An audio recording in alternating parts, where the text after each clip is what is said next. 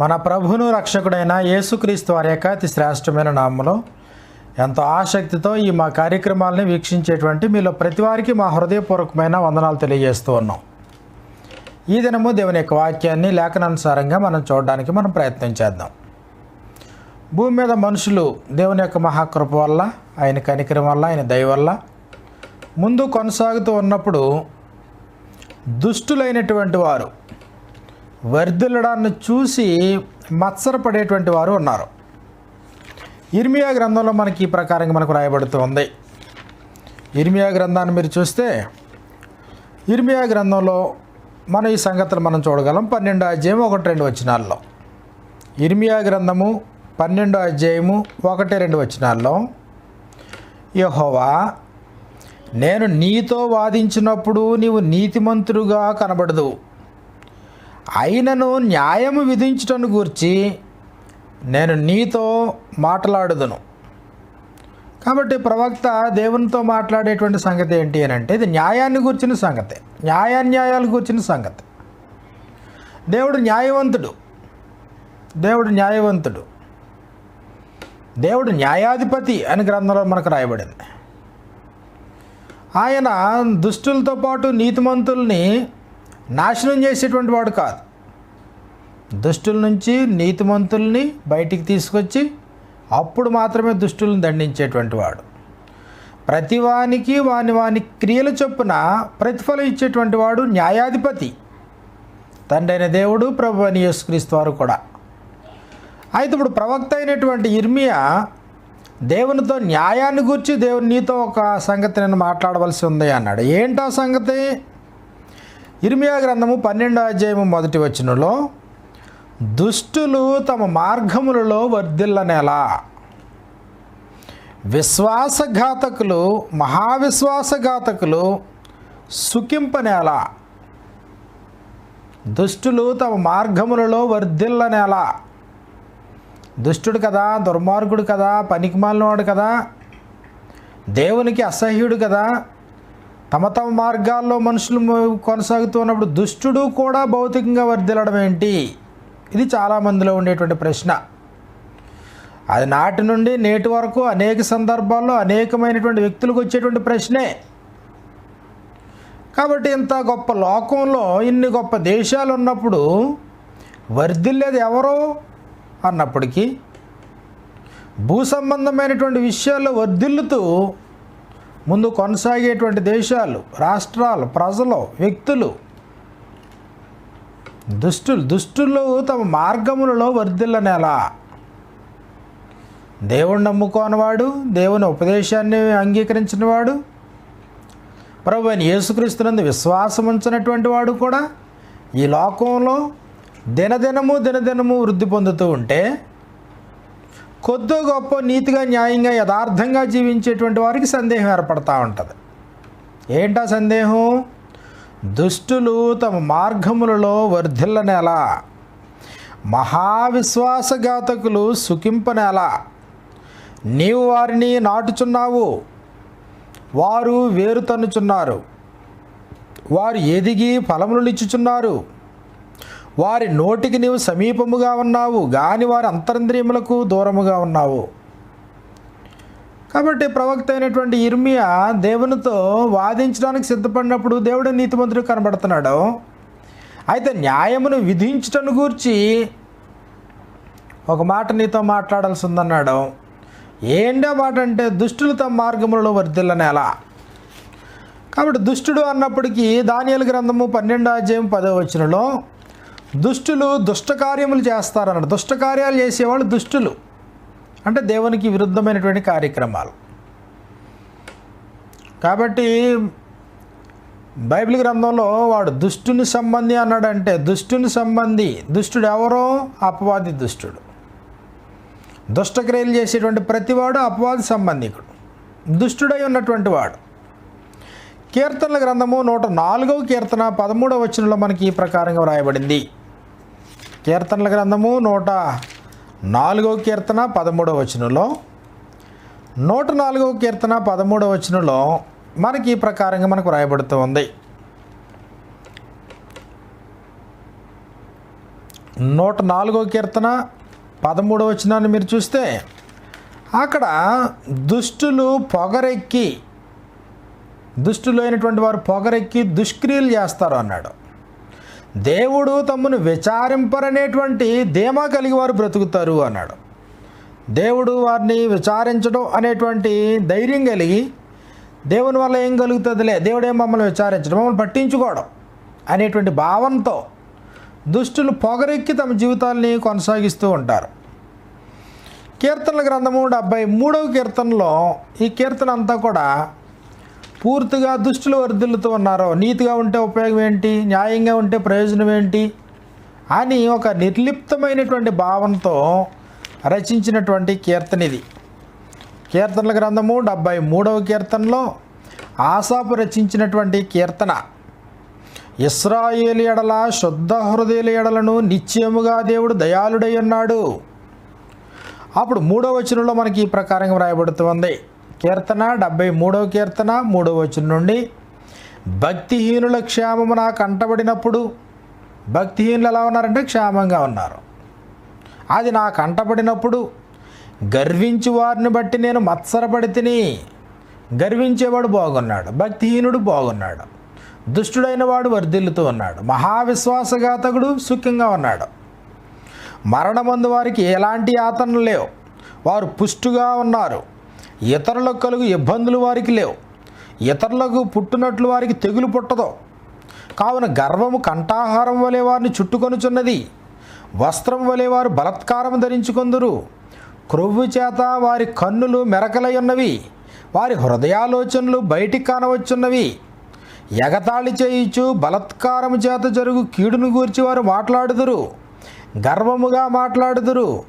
ఆకాశము తట్టు వారు ముఖము ఎత్తుదురు, వారి నాలుక భూసంచారము చేయును, వారి జనము వారి పక్షమును చేరును, వారు జలపానము సమృద్ధిగా చేయుదురు. వారు అనుకుంటారో దేవుడు ఎట్లు తెలుసుకొనును, మరి ఇలా ప్రవర్తిస్తుంటే దేవుడు ఎట్లు తెలుసుకొనును, మహోన్నతునికి తెలివి ఉన్నదా అని వారు అనుకొందరు. మనం ఎలా బ్రతుకుతున్నా దేవుడు పట్టించుకోడలే, ఆయన చూడలే. కాబట్టి వర్ధిల్లుతూ ఉన్నారో, గర్వంగా ఉన్నటువంటి వారు బాగున్నారో, భక్తిహీనులైనటువంటి వారు క్షేమంగా ఉన్నారో. ఇది చూసేటువంటి వారికి మత్సరం కలుగుతూ ఉంది, వ్యసనం కలుగుతూ ఉంది. ఇదిగో ఇట్టివారు భక్తిహీనులు, వీరు ఎల్లప్పుడూ నిశ్చంత గలవారై ధనవృద్ధి చేసుకుందురు. భూమి మీద తమకున్నటువంటి సమయాన్ని, ఆ సమయాన్ని అంతటిని విలువగా వారు భావించి, వారి యవ్వనాన్ని విలువగా భావించి నిమిషం తీరిక లేకుండా ధనవృద్ధి చేసుకుంటానే ఉన్నారు, నిశ్చంతగా ఉన్నారు. భవిష్యత్తును గురించిన బెంగ లేదు, మరణాన్ని గురించిన బెంగ లేదు, పాపాన్ని గురించిన చింత లేదు, దేవునికి దూరం అయిపోతున్నామేమో అనేటువంటి భయం లేదు. వారి కన్నుల ముందు దేవుని భయం లేదు. కీడు చేయుటకు వారు పరిగెత్తుతూ ఉన్న వారికి ఎలాంటి మానసికమైనటువంటి సంఘర్షణ లేదు. కారణం ఏంటంటే వారు తమ మార్గాల్లో వర్ధిల్లుతూ ఉన్నారో. దేవుడు చూడలే, దేవునికి తెలివి ఉందా, ఆయన గమనిస్తాడా, ఆయన పట్టించుకుంటాడా, దేవుడు ఎట్లు తెలుసుకును, మహోన్నతునికి తెలివి ఉన్నదా అని వారు అనుకొందరు. ఇదిగో అట్టి వారందరూ భక్తిహీనులు, వీరు ఎల్లప్పుడూ నిశ్చంత గలవారై ధనవృద్ధి చేసుకొందరు. ధనవృద్ధిని చేసుకోవడంలో మనుషులు నిమగ్నమైపోయి, మనుషులకి రోజులో 24 గంటలు సరిపోకుండా ఉంది. నిత్యము busy busy busy busy busy, తీరిక లేకుండా. చివరికి ప్రార్థించుకోవడానికి తీరిక లేదు, భోజనం చేయడానికి తీరిక లేదు, కుటుంబంతో గడపడానికి తీరిక లేదు, దేవుని ఆరాధించడానికి కానీ, లేదా దేవుని యొక్క సందేశాన్ని వినడానికి కానీ, గ్రంథాన్ని పరిశీలించడానికి కానీ దేనికి తీరిక లేకుండా కేవలం ధనార్జనలో జీవితాలు కొట్టుకుపోతూ ఉన్నాయి, ప్రయాణం చేస్తూ ఉన్నాయి. కాబట్టి మర్చిపోవద్దు, వారు నిశ్చంతగా ఉన్నారు. ఎవరు వారు? గొప్పవారా, మంచివారా, నీతిపరులా, న్యాయవంతులా? న్యాయవంతులు అలా ఉంటే ఇబ్బంది లేదు. కానీ దుష్టులైనటువంటి వారు, దుర్మార్గులైనటువంటి వారు, భక్తిహీనులైనటువంటి వారు, దుష్టులు తమ మార్గంలో వర్ధిల్లనేలా, మహావిశ్వాసఘాతకులు సుఖింపనేలా. వారు ఎందుకు ఆనందంగా ఉన్నారు, వారు ఎందుకు సంతోషంగా, వారు ఎందుకు అభివృద్ధి పొందుతూ ఉన్నారు? వారు దినదినము భూ సంబంధంగా ఎందుకు దినదినాభివృద్ధి చెందుతూ ఉన్నారు? ఎందుకు వారు విస్తరిస్తూ ఉన్నారు? కాబట్టి దేవుని పట్ల విశ్వాసం కలిగినటువంటి వారు వారి యొక్క విశ్వాసం సన్నగిల్చుకుని ఇక్కడ 73వ కీర్తన 13వ వచనంలో నా హృదయమును నేను శుద్ధి చేసుకొనియుట వ్యర్థమే. అయ్యయ్యో, హృదయాన్ని శుద్ధి చేసుకోవడం వ్యర్థమే. ఎందుకంటే శుద్ధి చేసుకుని ఏంటి లాభం? హృదయ శుద్ధి లేని వాళ్ళే బాగున్నారు కదా. నేను నీతిగా ఉండి నాకు లాభం ఏంటి? దుర్మార్గులు, అవినీతి పరులు, లంచగొండలే బాగున్నారు కదా. దేవుని యందు విశ్వాసం ఉంచి నాకు ప్రయోజనం ఏంటి? అవిశ్వాసులే చక్కగా ఉన్నారు కదా, వర్ధిల్లుతూ ఉన్నారు కదా. ఇది భావన. 13వ వచనంలో ప్రాముఖ్యంగా నా హృదయమును నేను శుద్ధి చేసుకొని ఉండడం వ్యర్థమే, నా చేతులు కడుగుకొని నిర్మలుడునయ్యుండుట వ్యర్థమే. నా చేతులు కడుక్కొని నిర్మలుడుగా ఉండడం కూడా వ్యర్థమా? కాబట్టి మనుషుల్లో ఉన్నటువంటి భావన ఏంటంటే దుష్టులు తమ మార్గముల యందు వర్ధిల్లనేలా, మహావిశ్వాసఘాతకులు సుఖింపనేలా అనేటువంటి భావన. మలాకి గ్రంథము 3వ అధ్యాయం మీరు చూసినప్పుడు అక్కడ భక్తి కలిగినటువంటి వారు మాట్లాడుకుంటుంటే దేవుడు వింటున్నాడు. వారి మాటలు ఈ ప్రకారంగా ఉన్నాయి అని చెప్పాడు. మలాకి గ్రంథము 3వ అధ్యాయము 16వ వచనంలో అప్పుడు యెహోవా యందు భయభక్తులు గలవారు ఒకరితో ఒకరు మాట్లాడుకొనుచుండగా యెహోవా చెవియొగ్గి ఆలకించెను. భయభక్తులు కలిగిన వారు ఒకరితో ఒకరు మాట్లాడుకుంటుంటే యెహోవా చెవియొగ్గి ఆలకించాడు. అంటే ఏంటి ఆ మాటలు? ఆ మాటలు ఈ ప్రకారంగా ఉన్నాయి. మలాకి గ్రంథము 3వ అధ్యాయం 13 నుంచి 16 వచనాల్లో మనకి ఈ ప్రకారంగా వ్రాయబడుతూ ఉంది. యెహోవా సెలవిచ్చినదేమనగా, నన్ను గూర్చి మీరు బహుగర్వపు మాటలు పలికి నిన్ను గూర్చి ఏమి చెప్పితమని మీరందరూ ఏమి చెప్పు అంటారా? ఏం చేసింది? దేవుని సేవ చేయుట నిష్ఫలమనియు, ఆయన ఆజ్ఞలను గైకొని సైన్యములకు అధిపతి యెహోవా సన్నిధిని మనం దుఃఖక్రాంతులుగా తిరుగుట వలన ప్రయోజనమేమనియు. ఏంటి దేవుని సేవ చేస్తే ఏంటి లాభం ఏంటి? ఏంటి ప్రయోజనం ఏంటి? అంత మాత్రమే కాదు, గర్విష్ఠులు ధన్యులగుదురనియు. గర్విష్ఠులే బాగున్నారు, గర్విష్ఠులు ధన్యులవుతున్నారు. అదే ప్రకారంగా యెహోవాను శోధించు దుర్మార్గులు వర్ధిల్లురనియు, వారు సంరక్షణ పొందుదురనియు మీరు చెప్పుకొనుచున్నారు. వారు ఒకరితో ఒకరు మాట్లాడుకునే సంభాషణ అది. ఆ సంభాషణ దేవుడు వింటా ఉన్నాడు. ఏంటి సంభాషణ యొక్క సారం? చెడ్డోళ్ళే బాగున్నారో, దుర్మార్గులే బాగున్నారో, దుష్టులే బాగున్నారో, అవినీతి పరులే బాగున్నారో. ఏంటి దేవుని సేవ చేసి ఏంటి ఉపయోగం ఏంటి? యథార్థంగా ఉండి ఏంటి ప్రయోజనం ఏంటి? యోబు భార్య యోబుతో మాట్లాడినట్లుగా ఏంటి యథార్థంగా ఏంటి లాభం ఏంటి? ప్రయోజనం ఏంటి? కాబట్టి ఇది అనేక సందర్భాల్లో దుష్టులు తమ మార్గములలో వర్ధిల్లనేలా, మహావిశ్వాసఘాతకులు చేసినటువంటి ఉపకారాలని మేళ్ళని మర్చిపోయేటువంటి వారు సుఖింపనేలా. కాబట్టి మరి భక్తిగా ఉండి ఉపయోగం ఏముంది? ఇంక లేదు. గర్విష్ఠులే ధన్యులు అవుతున్నారు, యెహోవాను శోధించి దుర్మార్గులే వర్ధిల్లుతున్నారు, వారే సంరక్షణ పొందుతూ ఉన్నారు. ఇది నిజమా? కాబట్టి బైబిల్ గ్రంథం ఏమి సెలవిస్తుంది అనేటువంటి వాస్తవాన్ని మనం చూడాలని ప్రేమపూర్వకంగా మనం చేస్తూ ఉన్నాను. ఇర్మియా గ్రంథంలో 23వ అధ్యాయము 19వ వచనంలో మనకి ఈ ప్రకారంగా వ్రాయబడింది. ఇర్మియా గ్రంథము 23వ అధ్యాయము 19వ వచనంలో 23వ అధ్యాయము 19వ వచనంలో ఇదిగో యెహోవా యొక్క మహోగ్రతయను పెనుగాలి, ఉగ్రత అనే పెనుగాలి, మహోగ్రత అనే పెనుగాలి బయలు వెళ్ళుచున్నది. అది భీకరమైన పెనుగాలి, అది దుష్టుల తల మీదకి పెళ్ళున దిగును అన్నాడు. దుష్టుల తల మీదకి పెళ్ళును దిగడానికే యెహోవా మహోగ్రత అనేటువంటి పెనుగాలి బయలు వెళ్ళుచున్నది. అది భీకరమైనటువంటి పెనుగాలి అని చెప్పాడు. మరి వాళ్ళు ఎందుకు వర్ధిల్లుతున్నారు? ఎందుకు మళ్ళీ వాళ్ళ కోసం భీకరమైనటువంటి పెనుగాలి బయలుదేరింది? ఇర్మియా గ్రంథము 30వ అధ్యాయము 23-24 వచనాల్లో కూడా మనకి ఈ ప్రకారంగా వ్రాయబడింది. ఇర్మియా గ్రంథము 30వ అధ్యాయము 23-24 వచనాల్లో ఇదిగో యెహోవా మహోగ్రత అని పెనుగాలి బయలుదేరుచున్నది, అది గిరగిరా తిరుగు సుడిగాలి, అది దుష్టుల మీద పెళ్ళున దిగును. తన కార్యము ముగించే వరకు, తన హృదయాలోచనను నెరవేర్చే వరకు యెహోవా కోపాగ్ని చల్లారదు. అంత్యదినములలో మీరు ఈ సంగతిని మీరు గ్రహింతురు అన్నాడు. అది గిరగిరా తిరిగేటువంటి పెనుగాలి. ఎవరి మీదకి ఆ పెనుగాలి అంటే దుష్టుల మీదకి పెళ్ళుని దిగుతుంది. మరి దుష్టులకు విజయం అన్నాడు. మహావిశ్వాసఘాతకులు వర్ధిల్లుతూ ఉన్నారు, సుఖంగా ఉన్నారన్నాడు.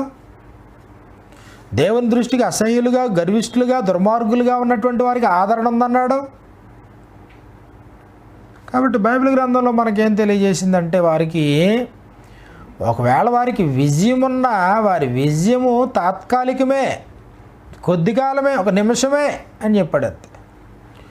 యోబు స్నేహితుడు జాఫరు ఈ మాట చెప్పినట్లుగా మన బైబిల్ గ్రంథం మనకు సెలవిచ్చింది. యోబు గ్రంథాన్ని మీరు చూస్తే, యోబు గ్రంథము 20వ అధ్యాయంలో మనకి ఈ ప్రకారంగా వ్రాయబడుతూ ఉంది. యోబు గ్రంథము 20వ అధ్యాయము జాఫరు రెండవసారి మాట్లాడుతూ ఉన్నాడు. ఈయన దేవుని యొక్క ఆలోచనకి యోబుకి విరుద్ధంగా మాట్లాడుతూ ఉన్నా 4వ వచనంలో ఈ సంగతి చెప్పడం జరిగింది. దుష్టులకు విజయము కొద్ది కాలం ఉండును అన్నాడు.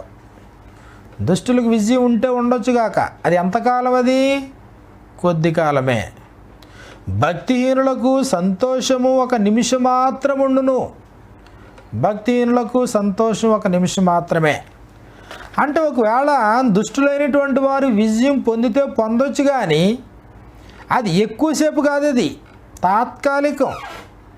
ఈ భూ సంబంధమైనటువంటి సిరి సంపదలు తాత్కాలికం, వెండి బంగారాలు తాత్కాలికం, నిరంతరం నువ్వు కష్టపడి సంపాదించుకునేటువంటి నీ అందం తాత్కాలికం, నీకున్న బలం తాత్కాలికం, నీకున్న ఆరోగ్యం తాత్కాలికం.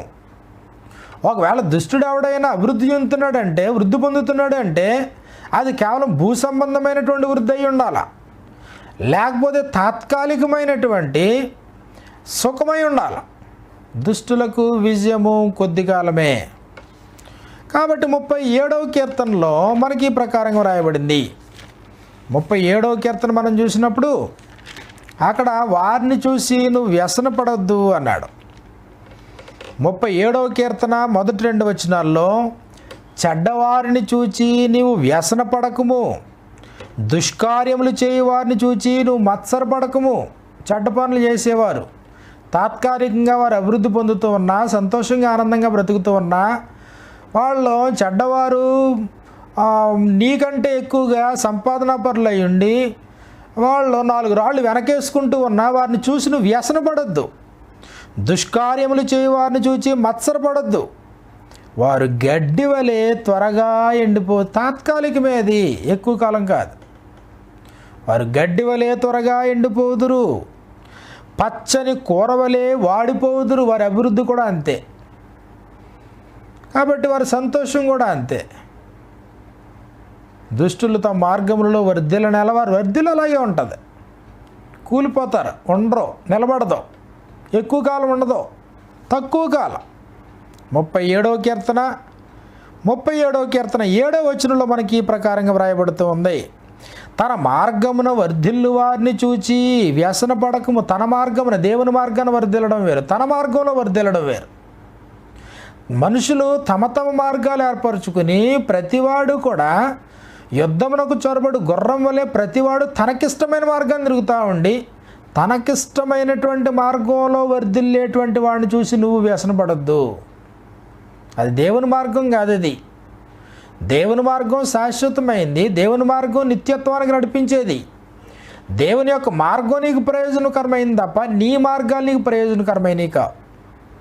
ఎందుకంటే మనుషులు తమ మార్గమును సన్మార్గమును ప్రవర్తించడం వారి వశంలో లేదు. అది కాబట్టి తమ తమ మార్గమును వర్ధిల్లు వారిని చూచి వ్యసన పడకము, దురాలోచనలు నెరవేర్చుకుని వారిని చూచి వ్యసన పడకము. దురాలోచనలు నెరవేర్చుకునేవాడు తాత్కాలికంగా సంతోషంగా ఉండొచ్చు. ఒక దొంగ తాత్కాలికంగా సంతోషంగా ఉండొచ్చు.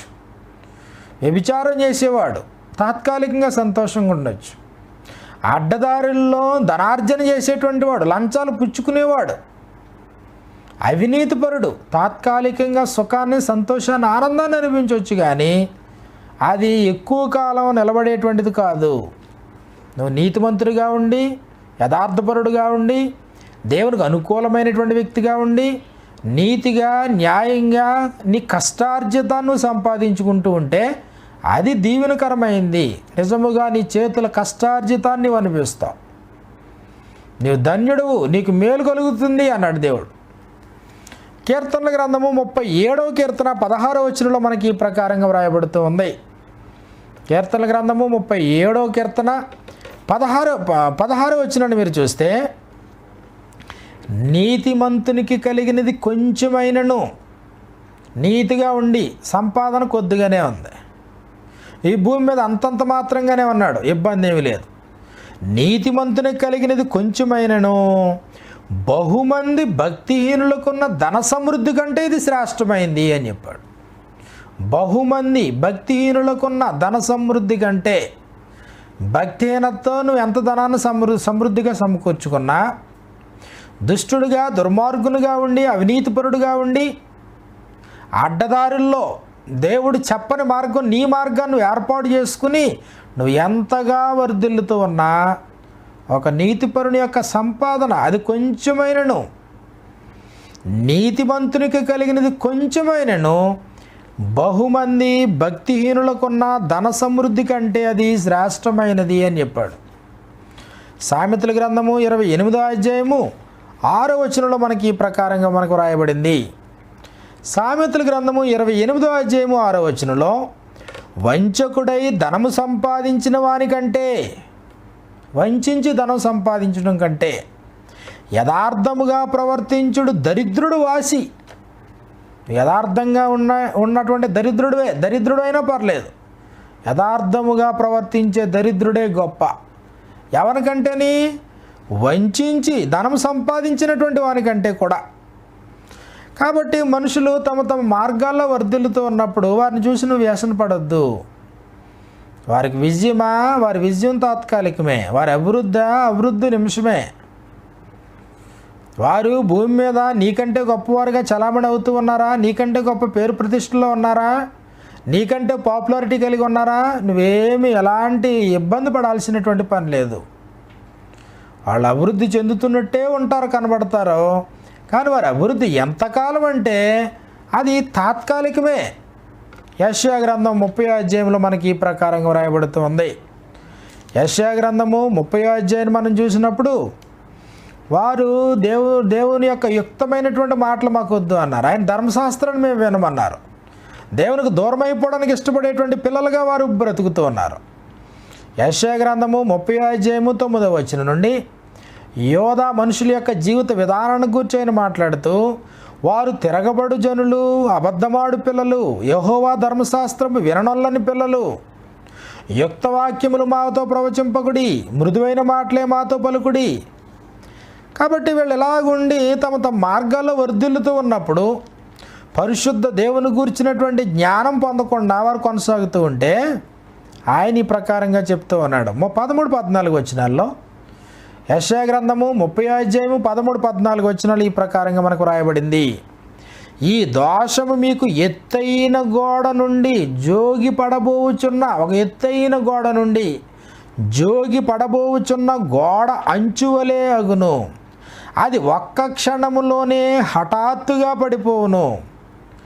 కొమ్మరి కొండ పగలగొట్టునట్లు ఆయన ఏమీ విడిచిపెట్టక దాన్ని పగలగొట్టును. పోయిలో నుండి నిప్పు తీయుటకు కానీ, గుంటలో నుండి నీళ్లు తీయుటకు కానీ దానిలో ఒక్క పెంకైనను దొరకదు. అది దుష్టుల యొక్క విజయం తాత్కాలికం. వారు నెగ్గినట్టే ఉంటారు, కానీ అది తాత్కాలికం. నీతిగా, న్యాయంగా, యథార్థంగా బ్రతుకుతున్నటువంటి వారు ఓడిపోయినట్టుగానే ఉంటారు, కానీ అది శాశ్వత కాలం వారి గెలుపు. బైబిల్ గ్రంథంలో మనకి అనేకమైనటువంటి ఉదాహరణలు మనకు కనబడుతూ ఉంటాయి. ఆదికాండము 4వ అధ్యాయాన్ని మనం చూస్తే ఆదాము వాళ్ళ బిడ్డలైనటువంటి కయ్యను, హేబేలు మనకు కనబడుతున్నారు. ఇద్దరు అర్పణలు తీసుకొచ్చారు. ఇద్దరు అర్పణలు తీసుకొచ్చినప్పుడు దేవుడు తమ్ముని యొక్క అర్పణను అంగీకరించాడు. కాబట్టి అన్నను హెచ్చరించాడు దేవుడు. దిద్దుకునే స్వభావి కాదు. కాబట్టి తమ్ముడు ఒంటరిగా ఉండడం చూశాడు, వెళ్ళి తమ్ముడిని చంపేశాడు. విజయం ఎవరిది? కాబట్టి కయ్యను హేబెలు యొక్క పరిస్థితుల్లో విజయం ఎవరిదే అన్నప్పటికీ విజయము అన్నదే అన్నట్టు కనబడుతుంది. కానీ ఎంతకాలం ఆ విజయం? దేశదిమ్మరిగా మారిపోయాడు. యోహాను రాసినటువంటి మొదటి పత్రికలో ఈ ప్రకారంగా మనకు రాయబడింది. యోహాను రాసినటువంటి మొదటి పత్రిక 3వ అధ్యాయము 12వ వచనంలో మనకి ఈ ప్రకారంగా రాయబడుతూ ఉంది. యోహాను రాసినటువంటి మొదటి పత్రిక 3వ అధ్యాయము 12వ వచనం నుండి, మనము కయీను వంటి వారమై ఉండరాదు.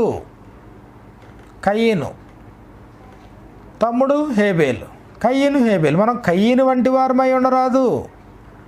నెగ్గినోడు కదా, గెలిచినోడు కదా, తమ్ముడిని చంపి గర్వంతో ఉన్నవాడు కదా. లేదు, అతని విజయం ఒకవేళ విజయంగా భావిస్తే తాత్కాలికమే అది. కయీను వంటి వారమై ఉండరాదు. వాడు దుష్టుని సంబంధి అయి, దుష్టులకు విజయం కొద్ది కాలమే, ఒక నిమిషం మాత్రమే. తన సహోదరుని చంపాను. వాడతను ఎందుకు చంపాను? తన క్రియలు చెడ్డవి, తన సహోదరుని క్రియలు నీతి గలవినవి ఉండెను కనుకనే కదా. మనుషులు ఇతరులని తిట్టి, ఇతరులను దూషించి, ఇతరుల మీద పోట్లాడి, ఇతరులతో వాదాలు పెట్టుకుని నెగ్గినట్టుగా కనబడతారు, ఇతరులు ఓడించినట్లుగా కనబడతారు. కానీ అది తాత్కాలికమే. దుష్టుల యొక్క విజయం ఎంతకాలం అంటే అది తాత్కాలికమే. తరతరాల్లో యుగయుగాలు దేవునితో ఉండేటువంటి అనుబంధాన్ని సంపాదించుకున్నటువంటి వాడు హేబేలు.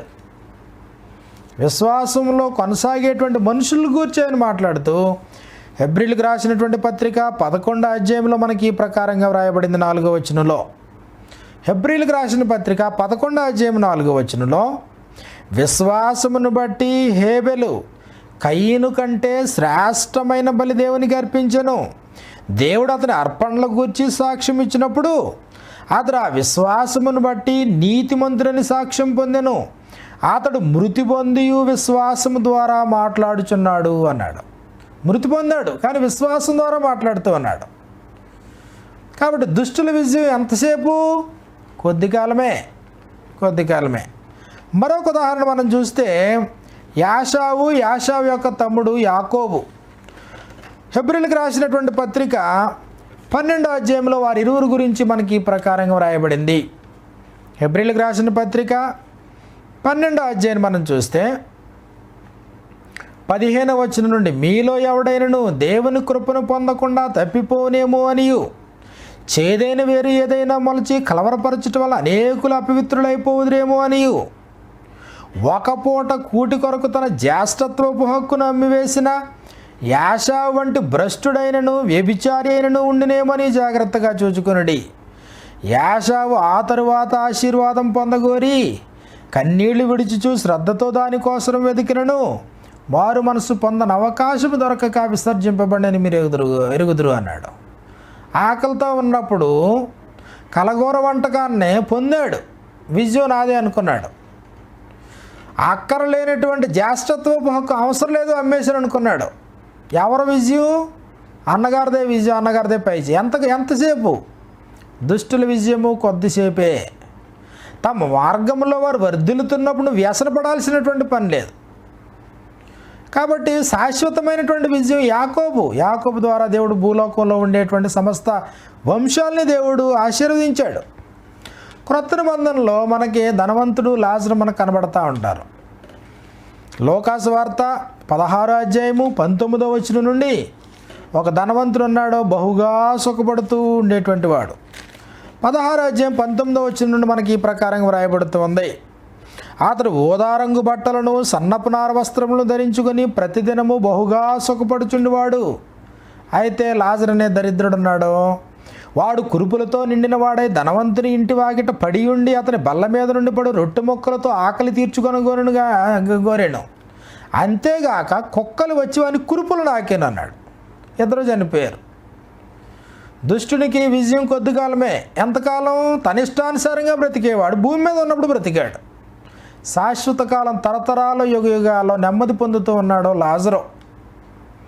కాబట్టి దుష్టుడైనటువంటి వాడు మహావిశ్వాసఘాతకుడు వర్ధిల్లుతూ ఉంటే నువ్వు వ్యసనపడద్దు. వారి విజయం తాత్కాలికమే, వారి సుఖం తాత్కాలికమే, వారి సంతోషం తాత్కాలికమే, వారు భూమి మీద కూడగట్టుకున్న తాత్కాలికమే. ప్రభువైన యేసుక్రీస్తు భూమి మీద ఉన్నప్పుడు శిష్యులు ఏర్పడ్డారు. దేవుడు ఆయనకు అనుగ్రహించినటువంటి 12 మంది వారిలో ఇస్కరియోతు యోధా మనకు కనబడుతున్నాడు. విజయం పొందాడా అంటే విజయం పొందాడు, విజయం పొందినట్టుగా కనబడతాడు మనకి. లోకాసు వార్త 22వ అధ్యాయంలో, లోకాసు వార్త 22వ అధ్యాయము 3వ వచనంలో మనకి ఒప్పందం పెట్టుకున్నాడు అప్పగించడానికి. 30 వెండి నాణేలకి అప్పగించడానికి ఒప్పందం పెట్టుకుని లోకాసు వార్త 22వ అధ్యాయం 3వ వచనంలో ఈ ప్రకారంగా వ్రాయబడింది. అంతటా 12 మంది శిష్యుల సంఖ్యలో చేరిన ఇస్కరియోతు అనబడిన యోధాలో సాతాను ప్రవేశించను గనుక వాడు వెళ్ళి ఆయనను వారికి ఎలాగూ అప్పగింపవచ్చునో దానిని గురించి ప్రధాన యాజకులతోనూ అధిపతులతోనూ మాట్లాడెను. అందుకు వారు సంతోషించి వారికి ద్రవ్యమీయ సమ్మతించిరి. ద్రవ్యం ఇవ్వడానికి సమ్మతించారు. కాబట్టి సమయాన్ని, అదునైన సమయాన్ని, అనుకూలమైన సమయాన్ని చూసుకున్నాడు. 22వ అధ్యాయం 47వ వచనంలో ఆయన ఇంకనూ మాట్లాడుచుండగా ఇదిగో జనులు గుంపుగా వచ్చి 12 మందిలో యోధా అనబడినవాడు వారికంటే ముందుగా నడిచి యేసును ముద్దు పెట్టుకున్నట్టుగా ఆయన యొద్దకు రాగా, యేసు యోధా నువ్వు ముద్దు పెట్టుకొని మనుష్య కుమారుని అప్పగించుచున్నావా అని నేను ఒక బందిపోటు దొంగను పట్టుకున్నట్లుగా గుదియలతో వచ్చారు. సైనికులు వచ్చి యేసుప్రభుని పట్టుకున్నారు. విజయం ఎవరిది? ఎవరికి బహుమానం? ఇస్కరియోతు యోధా బహుమానం పొందినట్లుగా మనకి కనబడతా ఉంది. కానీ శాశ్వతమైనటువంటి నష్టం కలిగింది ఆయనకి. కాబట్టి దానివల్ల ఆయన ఏం సంపాదించుకోగలిగాడు, ఏం మేలు అనుభవించాడు అంటే మేలు అనిపించింది ఏమీ లేదు. అపోస్తుల కార్యాలు 1వ అధ్యాయం 18వ వచనంలో ఈ యోధా ద్రోహము వలన సంపాదించిన రోకలనిచ్చి, న్యాయంగా సంపాదించినవి కాదు, నీతిగా ఉండి సంపాదించింది కాదు, నీతిమంతుని కలిగినది కొంచెమైనను బహుమంది భక్తిహీనులకున్న ధన సమృద్ధి కంటే శ్రేష్టం. అంటే ఈయన ద్రోహము వలన సంపాదించిన రోకలనిచ్చి వారందరూ ఒక పొలం కొన్నారు. కాబట్టి అతని ఇల్లు పాడైపోవును గాక, అతని ఎవడనూ దానిలో కాపురం ఉండకపోవును గాక, అతని ఉద్యోగం వేరొకటి తీసుకును గాక. చివరికి అతను ఏమిటంటే అతను తలక్రిందులుగా పడి నడిమికి బద్దలైనందున అతని పేగులన్నీ బయటకు వచ్చినాయి. ఇస్కరియోతు యోధా యొక్క విజయం ఎంతసేపు మర్చిపోవద్దు. దుష్టులకు విజయము. దుష్టులు ఎందుకు వర్ధిల్లాలి? దుష్టులు తమ మార్గంలో వర్ధిల్లనేలా. విశ్వాసఘాతకులు తాము సుఖింపనేలా. వారు సుఖించినా వారు వర్ధిల్లినా అది తాత్కాలికమే అనేది అర్థం చేసుకోవాలి. దేవుని మార్గంలో, న్యాయమైన విధానంలో జీవితాన్ని జీవించి నువ్వు ఓడిపోతున్నట్లుగా నువ్వు కనబడుతూ ఉన్నా అంతిమ విజయం నీదే అనే వాస్తవాన్ని గుర్తించాలని కోరుతున్నాను. అపవాది, దుష్టుడు దేవునితో నెగ్గినట్లుగా కనబడతాడు, కానీ అన్ని సందర్భాల్లో ఓడిపోయాడు. ప్రభువైన యేసుక్రీస్తుతో నెగ్గినట్లుగా కనబడతాడు అపవాది, కానీ అన్ని సందర్భాల్లో ఓడిపోయాడు. మర్చిపోవద్దు, దేవుడు కృపానుగ్రహిస్తూ ఉన్నాడు. దుష్టుణ్ణి, దుర్మార్గుణ్ణి, పనికిమాలిన వాడిని చూసి నువ్వు వ్యసనపడొద్దు. నువ్వు సరైనటువంటి మార్గంలో జీవించి ముందు కొనసాగాలని ప్రేమపూర్వకంగా కోరుకుంటూ ఇంతటి వాక్య సందేశాన్ని ముగిస్తూ ఉన్నాను. మీలో ప్రతి వారికి మా హృదయపూర్వకమైనటువంటి వందనాలు తెలియజేస్తూ ఉన్నాను. మా అడ్రస్ బ్రదర్ పలివేల మణికుమార్ గారు, క్రీస్తు సంఘం, సుభద్ర నగర్, యానం, పిన్ నంబర్ 533464. మా cell number 9848641443. Land line number 08842323443. మా ఇమెయిల్ అడ్రస్ yanamcoc@gmail.com.